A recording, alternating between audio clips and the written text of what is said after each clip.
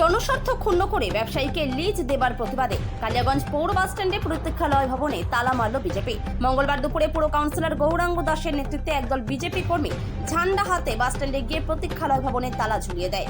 মাস 6 আগে কালিয়াগঞ্জ পৌর বাসস্ট্যান্ডে এই প্রতীক্ষালয় ভবন 55 লক্ষ টাকার বিনিময়ে দীর্ঘমেয়াদী লিজে স্থানীয় ব্যবসায়ীর হাতে তুলে দিয়েছিল পুরসভা।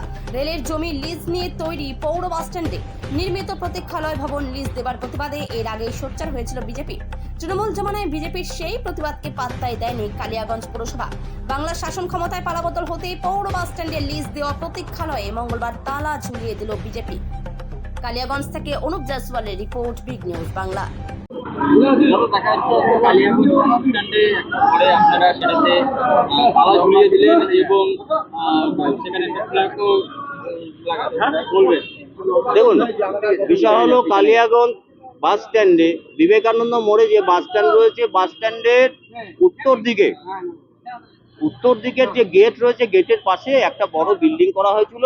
সেই বিল্ডিং আমরা যতটুকু জানতে পারি, সেই বিল্ডিংটা এখানকার যারা স্টাফরা রয়েছে এবং যাত্রীরা কেউ অসুস্থ হলো বা যাত্রীদের প্রতীক্ষালয় হিসেবে সেই বিল্ডিং এখানে তৈরি করা হয়েছে সেই উদ্দেশ্যে।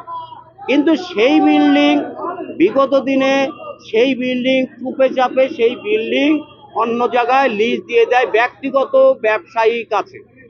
জনস্বার্থে তৈরি বিল্ডিং ব্যবসায়ীদের কাছে তাদের ব্যক্তিগত স্বার্থে সেই বিল্ডিংটাকে লিজ দেওয়া, তার তীব্র বিরোধিতা বিগত দিনে আমরা করেছি এবং আগামী দিনে এবং সেই বিল্ডিং যাতে কেন দেওয়া হলো আমরা সেই বিষয় নিয়ে আমরা লিখিত অভিযোগ থেকে শুরু করে সমস্ত কিছু আমরা করেছি।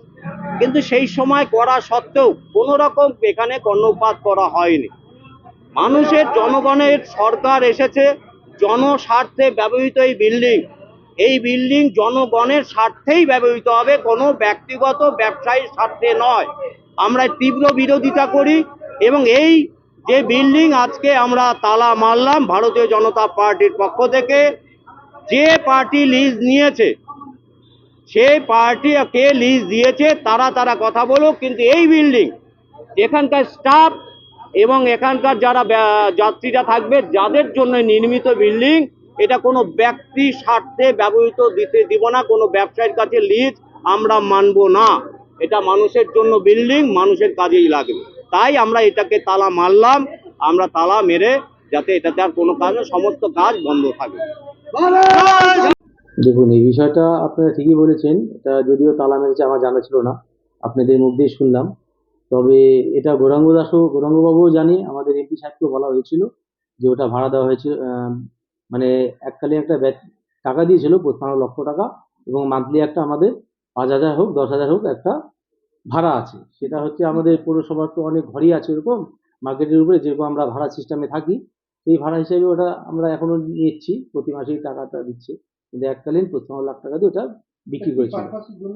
ওইটা আমাদের ওটা ওনারা যারা নিয়েছে ওনারা ওটা করছে হচ্ছে হেলথ সেন্টার, মানে আপনার যন্ত্রপাতি থাকবে ওখানে। আবার আপনার আপনার এটাকে বলে হেলথ সেন্টারই তো বলে। হ্যাঁ, কিন্তু বিজেপির অভিযোগ যেটা করতেছে যে যেটি ওটা যাত্রীদের রেস্টের জন্য, যারা দূর দূরান্ত থেকে না, ওটা যেটা বলছে ওটা যাত্রী রেস্টের নয়, ওটা ওনারা যেটা বলে ওটা ভুল বলছে। এটা হ্যাঁ, এটা অ্যাকচুয়ালি তা না, ওটা ছিল আপনাদের একটা ফাঁকা ল্যান্ডই ছিল ওটা। তা যেহেতু অনেকদিন থেকে পড়েছিল, তা আমাদের পৌরসভার উন্নয়নের জন্যই এই টাকাটা দিয়ে 55 লক্ষ টাকা দিয়ে ওনাদের কাছে বিক্রি হয়েছিল এবং একটা মান্থলি সিস্টেম আছে। তালা মেরেছে আপনাদের মুখ দিয়ে শুনলাম, তবে তালা মেরেছে বিষয়টা ওনারা জানতো, গৌরাঙ্গবাবুও জানতো, আমাদের এমপি সাহেবও জানতো ব্যাপারটা। যাই হোক, ওনারা যখন তালা মেরেছে এখন বিষয়টাকে নিয়ে আবার কথাবার্তা হবে পরবর্তী। এখন কি হয়, কোন দিকে যাবে? যিনি টাকা দিয়ে তাদের থেকে টাকা ফেরত দিতে হবে। দেখেন, অবশ্যই যদি না হয় তাহলে তো আর টাকা ফেরত দিতেই হবে, অবশ্যই দিবে পৌরসভা। দাদা আর